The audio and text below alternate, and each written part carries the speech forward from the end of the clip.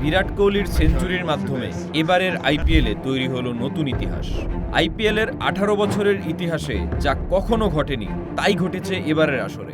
আইপিএলে প্রতি বছরই তৈরি হয় নতুন নতুন ইতিহাস, কখনো রেকর্ড ভাঙে, আবার কখনো জন্ম নেয় একেবারে নতুন রেকর্ড। তবে এবারের আসরে এমন একটি ঘটনা ঘটেছে যা আগে 18 বছরে কখনো দেখা যায়নি। প্রথমবারের মতো আইপিএল ইতিহাসের সবকটি দলের হয়ে অন্তত একজন করে ব্যাটার হলেও 100 রান করেছেন। আর এই অপূর্ণ রেকর্ড পূর্ণ হয়েছে বিরাট কোহলির দুর্দান্ত সেঞ্চুরির মাধ্যমে। এবারের আইপিএলে তরুণ থেকে অভিজ্ঞ সবাই ব্যাট হাতে দেখিয়েছেন দারুণ পারফরমেন্স।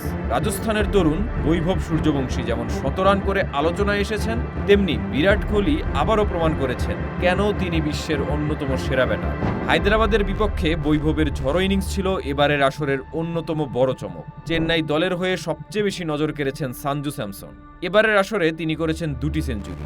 দিল্লি এবং মুম্বাইয়ের বিপক্ষে ব্যাট হাতে দুর্দান্ত সেঞ্চুরি হাঁকিয়েছেন তিনি। অন্যদিকে মুম্বাই দল পয়েন্ট তালিকায় পিছিয়ে থাকলেও তাদের হয়ে 3 জন ব্যাটার 100 রান করেছেন। কুইন্টন ডি কক, তিলক ভার্মা এবং রায়ান রিকেলটন সবাই নিজেদের দিনে খেলেছেন অসাধারণ ইনিংস।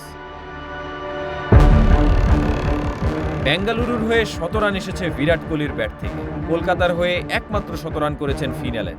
লখনৌর হয়ে বেঙ্গালুরুর বিরুদ্ধে 100 রান করেছেন মিশেল মার্শ। পাঞ্জাবের হয়ে কুপার কনুলি করেছেন দুর্দান্ত সেঞ্চুরি।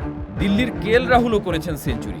পাঞ্জাবের বিপক্ষে তার 100 রান এখন আইপিএল ইতিহাসে কোনো ভারতীয় ব্যাটারের সর্বোচ্চ ব্যক্তিগত রানের ইনিংস। এছাড়া গুজরাতের হয়ে সাই সুদর্শন এবং হায়দ্রাবাদের হয়ে অভিষেক শর্মাও করেছেন সেঞ্চুরি।